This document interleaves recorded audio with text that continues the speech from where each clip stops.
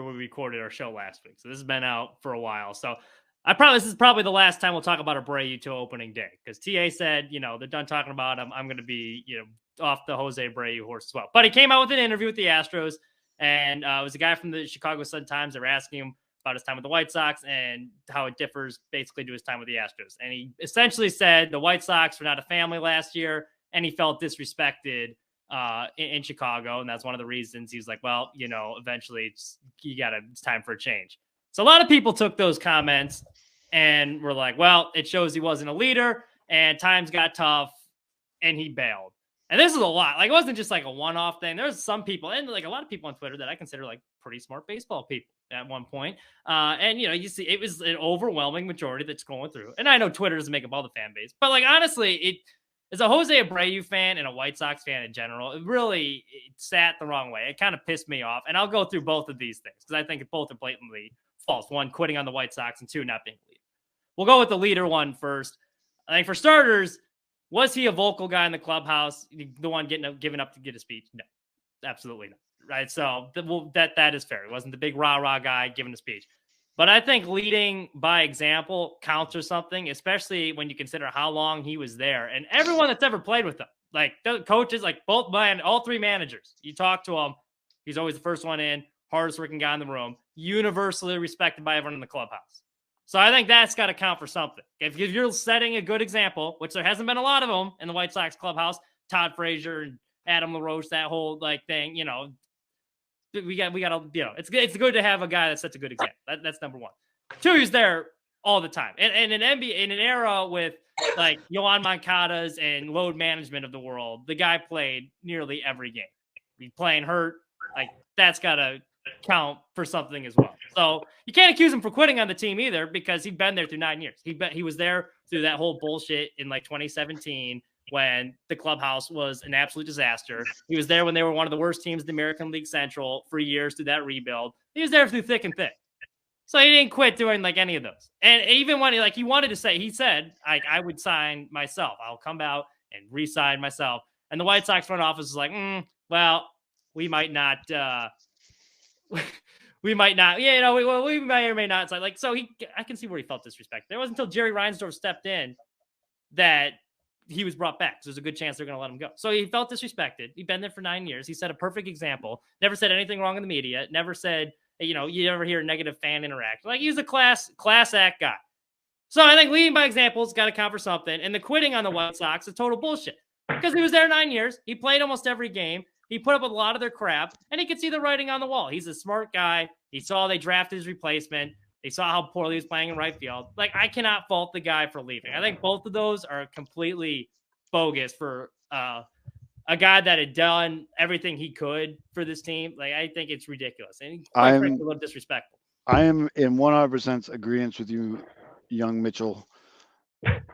It's like all of a sudden the guy says one thing that was blatantly obvious to all of us, that this team wasn't a family last year. How many of these fucking shows did we do last year where I was like, it looks like a fucking funeral out there? This team had no life. They didn't look connected at all. There was nothing going on. And so when he says it, all of a sudden people are like, I can't believe he said that. Are you fucking blind? Yeah, absolutely. And also, he never claimed to be a leader. Everyone else called him that. He never went out and was like, yes, I'm the leader of this team. No, everyone drew that conclusion based off of what his teammates and coaches were saying. So that's not leadership, then I don't know, like, what? Other players would always, I've seen many interviews where other players would say, Pito has never been the rah-rah guy. He's the guy that if you're fucking up, he'll pull you aside in the hallway and be like, hey, man, you're fucking up. Like, that is leadership, absolute leadership. But, I mean, I don't see why people are so, it's Jose, they're going to retire his number. He's a White Sox legend. The guy won an MVP fucking 3 years ago. Like, it was disheartening to see these so-called White Sox fans turn on him so bad for a comment where all he said was very obvious things.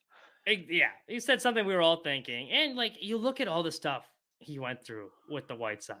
The whole Drake LaRoche saga and, like, selling him. He was the real clubhouse leader. The Chris Sale stuff. Yeah.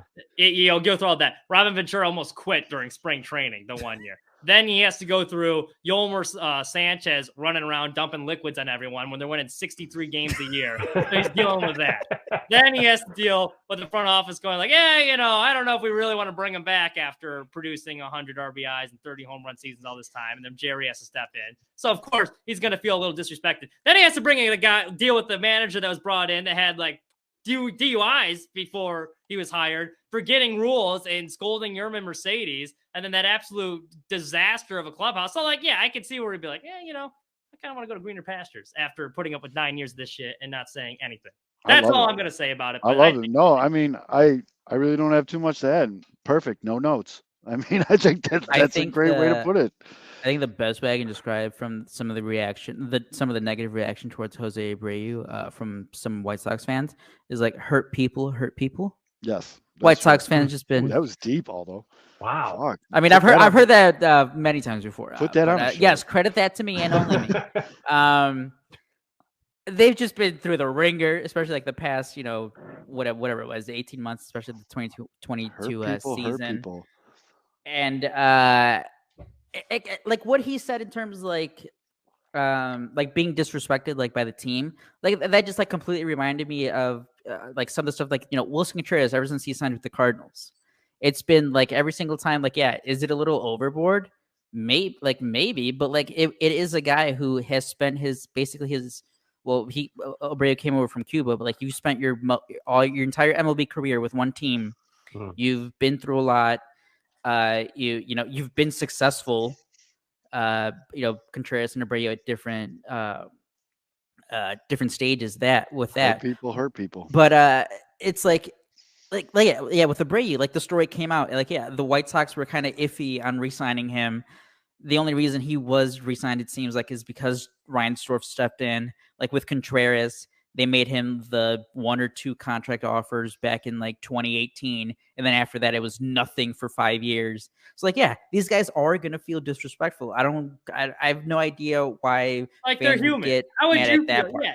Especially with the Brady, and like it equally goes with the Contreras. But like if you're performing well in your job, and then your boss brings in your replacement, and you're like, oh yeah, you got to mentor this guy, and then you have to have a positive attitude, and then all of a sudden you see the writing on the wall, like, oh yeah, we're basically going to replace him with you after you've done everything right for the organization. Of course, you're going to feel disrespected. And also with that article, like he was asked about it. It's not like he's coming out and just be like trashing the White Sox. And if you read the article too, it says like he had a pained look on his face and he didn't want to talk about it afterwards. So this is what you're saying, Mitch. Yeah.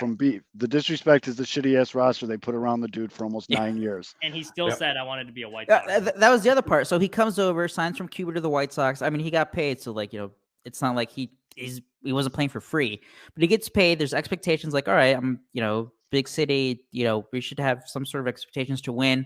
Has to go through the rebuild. He's around, and like you said, Mitch, he's like trying to play every game, playing through injuries, like little stuff, and then he's like seeing other guys getting pulled from games, not like going on the injured list all the time, and he's like, I'm busting my ass over here. Yep.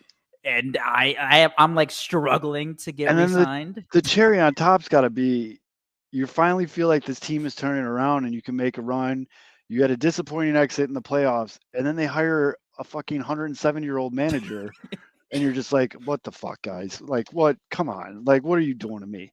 And I know he said all the right things, public facing and all this other stuff, but they weren't a family. There was no connection in that dugout. Their manager was a walking corpse, and it was just, to all your point, yeah, that to me is the most disrespectful thing they could have did to the guy. Yeah. And I love the White Sox fan base, but that was really disappointing to see. And then you see the people like, well, he never learned English either. It's like, well, newsflash, learning new language is hard. Like, I don't give a shit. I've been around 22 years and I haven't learned any Spanish. And also, out of here with that. He knows English. He speaks English when he wants to. And when he's pissed off, he goes through the translator. Do you know why guys who come from other countries don't, even if they have a good grasp, Darvish was in like MLB for close to a decade. He learned English, but imagine if you do learn a second language and you're in that country. You're playing sports. You're in a big media market. Sometimes we can even express ourselves in our own native tongue. Imagine doing it in a different language. Just say you like misword something. Right. Oh no, that becomes a big yeah. fucking thing. Absolutely. Like that's why guys don't do it. Oh, I totally. If Yeah, if I was that's playing why ball they in don't. Japan, I would go through a translator Yeah. all day. I wouldn't even bother. I mean, I learned how to like order food and like say like Bush Light, and then I'm good. You know what I mean? Like Yeah. I don't know. It's just it's a knee jerk reaction. That's how people are these days. Whatever. Those people that were saying all that shit, Mitch, when they build the statue of Abreu, they're gonna be sitting in the fucking second row. Right. You know what I mean? You just kind of have to just blow it up. Whatever. It's fine. You also have to give him a little bit of consideration because he was answering the questions that were asked. Yeah. Right. That's exactly. So That's you're getting a soundbite, but you're not really getting the context of the discussion. You're getting that one little clip that I'm sure people have been clipping off time and time again to show how look at how disrespectful it is. And it, if someone, you got to give the guy credit for trying to answer a question. Like for God's sakes, I mean, these reporters aren't stupid. They're asking probing questions, and they, of course, in a new team, they're going to want to get a gotcha moment because it makes them, again, it gives them the opportunity to compliment their new team and build them up. And, it does provide a little bit of a clickbait drama for the rest of them. Like, because now Chicago's, how many people clicked on that interview that quote just to, yeah, it's like the Chuck Garfien thing all over again.